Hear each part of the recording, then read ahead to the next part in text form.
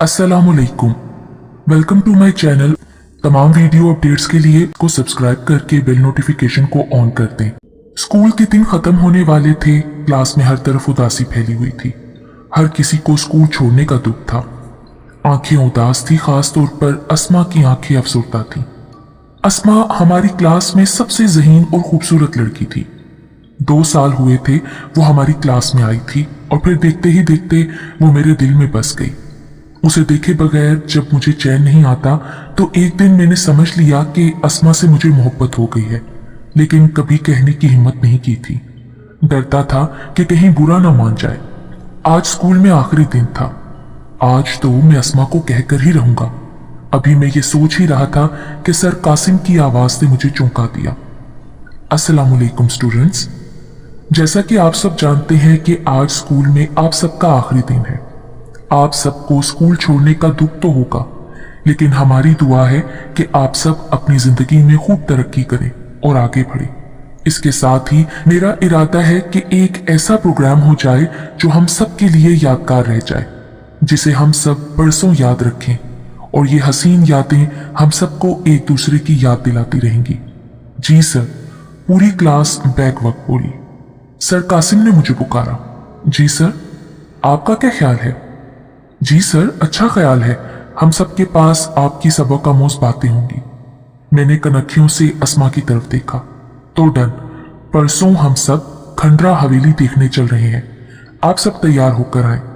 Sir, खंडरा हवेली के मुतालिक कुछ लोगों से सुना है कि वो आसेब ज़दा है, अस्मा ने कहा।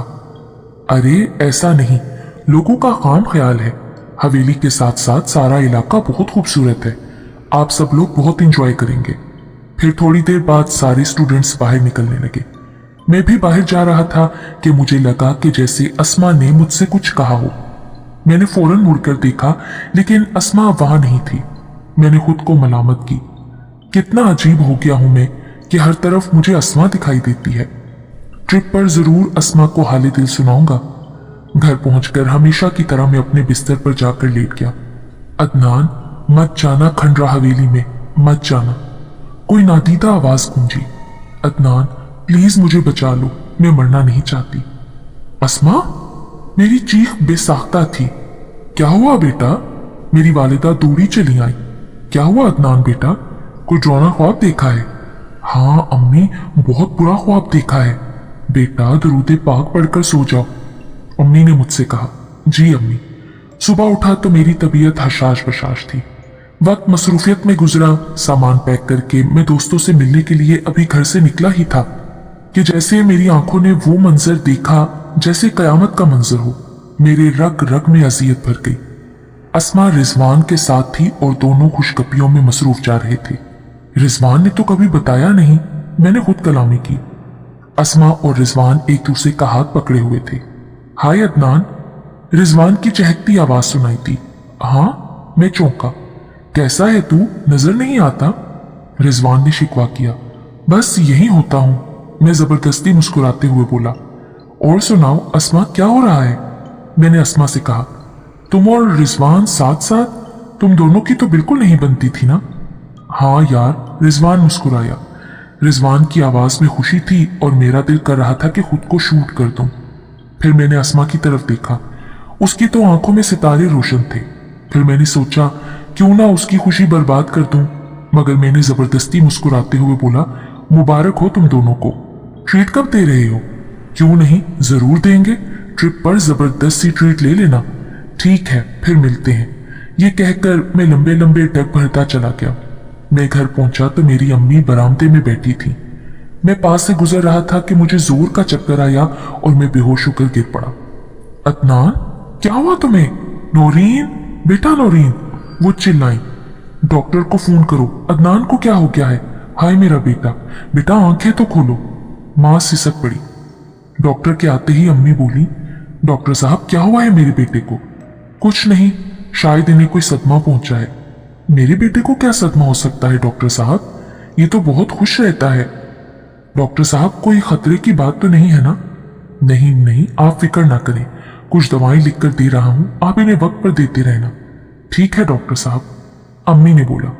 मैं गनूदगी में था। रात के 2 बजे का वक्त होगा कि अचानक मेरे कानों में वही नादीदा आवाज गूंजी, मत आओ खंडरा हवेली, मुझे बचाओ अदनान, प्लीज मुझे बचाओ।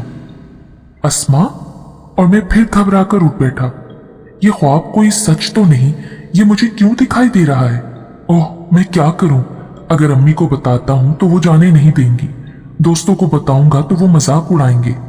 जरूरी नहीं कि ये ख्वाब सच हो, ख्वाब तो ख्वाब होते हैं ना। मैंने खुद को तसल्ली दी और दुरूद पाक पढ़कर सो गया। अगली सुबह हंगामा खेज थी। नाश्ता करने के बाद जब मैं घर से निकलने लगा तो अम्मी बोली, अदनान बेटा, अपना ख्याल रखना, वहां पहुंचकर जरूर मोबाइल से खैरियत की खबर देना, और हाँ, कोई उल्टी सीधी हरकत मत करना। अम्मी, मैं कोई दूध पीता बच्चा थोड़ी हूं। अच्छा, अब मैं चलता हूं, पहुंचते ही आपको कॉल कर दूंगा, फिक्र ना करें। अच्छा बेटा, फी अमान अल्लाह। अल्लाह हाफिज अम्मी। सारे स्टूडेंट्स स्कूल पहुंच चुके थे। जब मैंने स्कूल में कदम रखा तो एक ने कहा, अदनान कहाँ रह गए थे, चलो बस में बैठो। स्कूल की बस खंडरा हवेली की तरफ रवां दवां थी। सब हंसी मजाक में लगे हुए थे, लेकिन मैं सबसे अलग बैठा था। मेरे जहन में वो ख्वाब और अस्मा की चीख गूंज रही थी। शाम तक हम सब खंडरा हवेली के पास पहुंच चुके थे। वहां होटल पहले से बुक था। रिजवान, आसिम और मुझे एक ही कमरा मिला। सोनिया और अस्मा एक कमरे में थी। सोनिया अस्मा से कह रही थी, यार ये अदनान को क्या हुआ है, बहुत चुप चुप है। पता नहीं, मैंने तो नोटिस नहीं लिया। अस्मा ने लापरवाही से जवाब दिया, मेरे अलावा उसको कौन नोटिस करता है। सोनिया शरारत से बोली। रात के 2 बजे का वक्त था और मैं गहरी नींद में था कि मुझे वही नादीदा आवाज सुनाई दी, तुम्हें मना किया था कि मत आओ, अब तुम सब मारे जाओगे। मैं घबरा कर उठ बैठा। क्या राज है आखिर इस ख्वाब में? मैं सोच सोच कर थक गया। थोड़ी देर के लिए मैं बाहर निकल आया ताकि खुली हवा में सांस ले सकूं कि अचानक मुझे महसूस हुआ कि मेरे पीछे कोई खड़ा है। मैंने मुड़कर देखा तो कोई भी नहीं था। फिर मैं कमरे में वापस आया और सो गया। सुबह नाश्ते से फारिग होकर सब लोग हवेली देखने गए। हवेली बहुत शानदार थी। उसका एक हिस्सा बंद था जहां लिखा हुआ था, यहां आना मना है। अस्मा ने कहा, सर ये जगह खोले ना, मुझे तो लगता है ये कोई खास जगह है। नहीं बेटा, जब लिखा हुआ है कि मना है तो इसे खोलना ठीक नहीं ना। जी सर, वो कहने लगी, मगर उसके दिल में ये बात बैठ गई थी कि आखिर यहाँ क्या है। खैर, सब ने बहुत एंजॉय किया। रात हुई और मैं खाना खाकर सो गया। वही वक्त, वही आवाज मुझे फिर सुनाई दी। नींद उड़ चुकी थी। मुझे हैरत का झटका तब लगा जब देखा कि रिजवान बिस्तर पर नहीं था। कहाँ जा सकता है ये? मैं परेशान हो गया। बाहर गया होगा, अभी आ जाएगा, मैंने सोचा। उधर रिजवान और अस्मा खंडरा हवेली की तरफ बढ़ रहे थे। अस्मा, क्या हमें जाना चाहिए इतनी रात में? रिजवान खौफजदा था। ओ कम ऑन यार, तुम मुझसे प्यार करते हो ना, तो फिर चलो हम देखें तो सही इसमें क्या है। फिर चरचराहट की आवाज से हवेली का दरवाजा खुला। दोनों उस कमरे की तरफ बढ़े, मगर दरवाजे पर ताला पड़ा हुआ था। अब इसको तोड़ें कैसे? अस्मा ने कहा। खैर, किसी तरह रिजवान ने ताले को तोड़ा और वो जैसे ही अंदर दाखिल हुए, दरवाजा खुद ब खुद बंद हो गया। अस्मा, कहाँ हो तुम? रिजवान ने अस्मा को आवाज दी और फिर अस्मा रिजवान से लिपट गई। रिजवान, ये तुम क्या कर रहे हो? छोड़ो मुझे, अस्मा बोली। रिजवान ने वहां अस्मा की इज्जत लूटी, गला दबाकर मार दिया और फिर वापस आ गया। सुबह सोनिया घबराई हुई आई। सर, अस्मा अपने कमरे में नहीं है। क्या? रिजवान ने कहा। कहीं बाहर होगी। मैंने कहा, नहीं, मैंने हर जगह देख लिया, वो कहीं भी नहीं है। सोनिया बोली। सुबह से दोपहर हो गई, सब परेशान थे। हर जगह अस्मा को ढूंढा गया मगर वो ना मिली। सर, खंडरा हवेली के पास से अस्मा का ये इयररिंग मिला है। आसिम दौड़ता हुआ आया। हाँ, ये तो अस्मा का ही है। सोनिया, तुम्हें कुछ पता है अस्मा कब बाहर गई थी? नहीं सर, रात को तो हम दोनों अपने बिस्तर पर लेट गए थे, इसके बाद मुझे कुछ पता नहीं, सोनिया ने कहा। शाम के बाद रात हो गई, अस्मा का कहीं पता नहीं था। सभी बेचैन थे, मुझे नींद नहीं आ रही थी। रात का तीसरा पहर शुरू हो चुका था।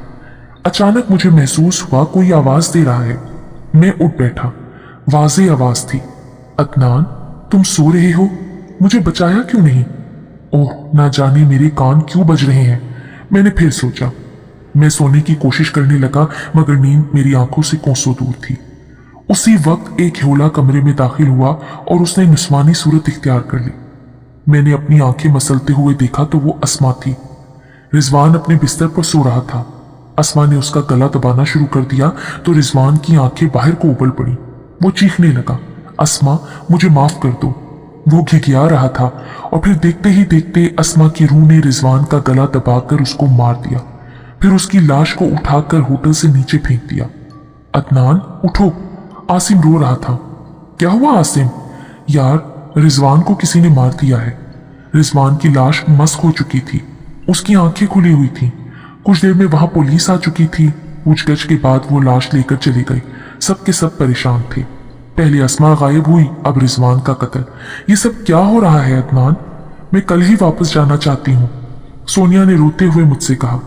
डोंट बी सिली सोनिया, मैं हूं ना तुम्हारे साथ। सब में खौफ फैल चुका था। रात का पहर था। अस्मा की रूह टीचर्स के कमरे की तरफ गई और बोली, मैं सबको मार दूंगी।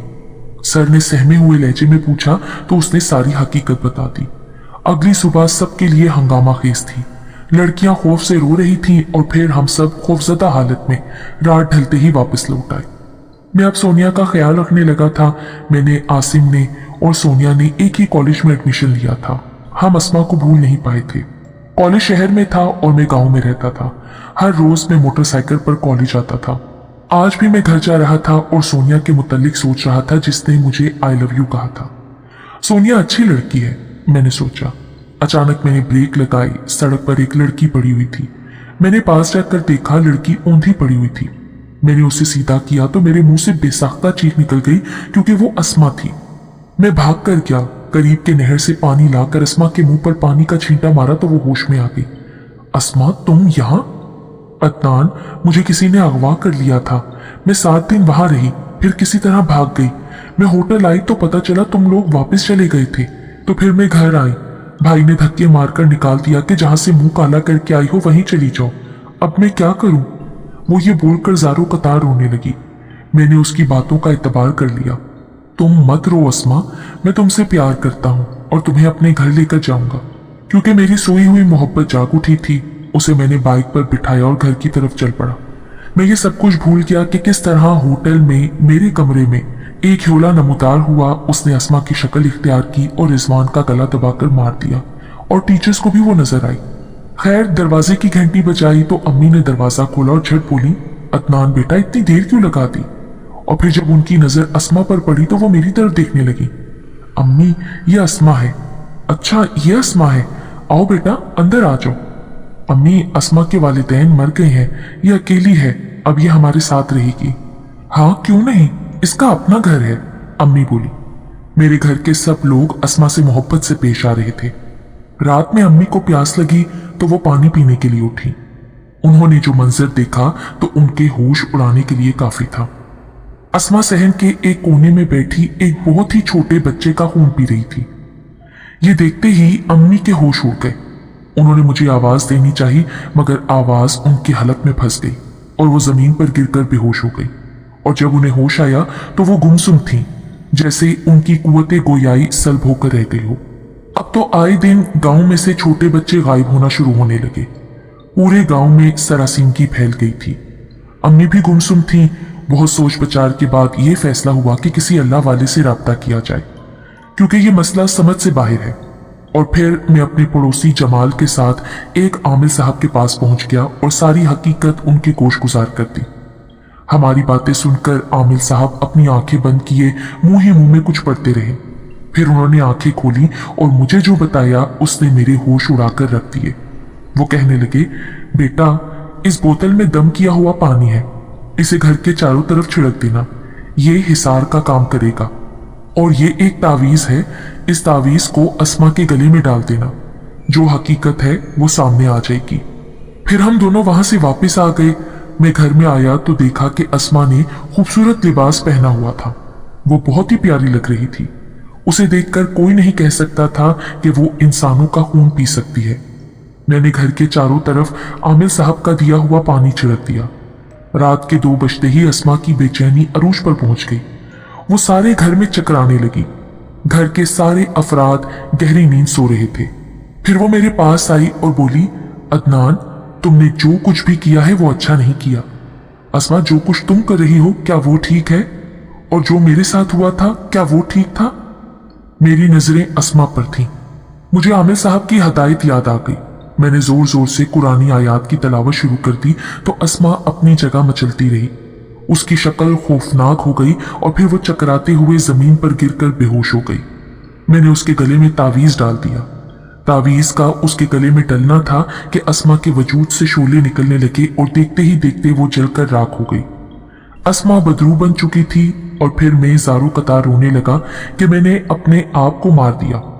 आज अपनी मोहब्बत को अपने ही हाथों से, और मुझे कितनी अजियत हो रही है।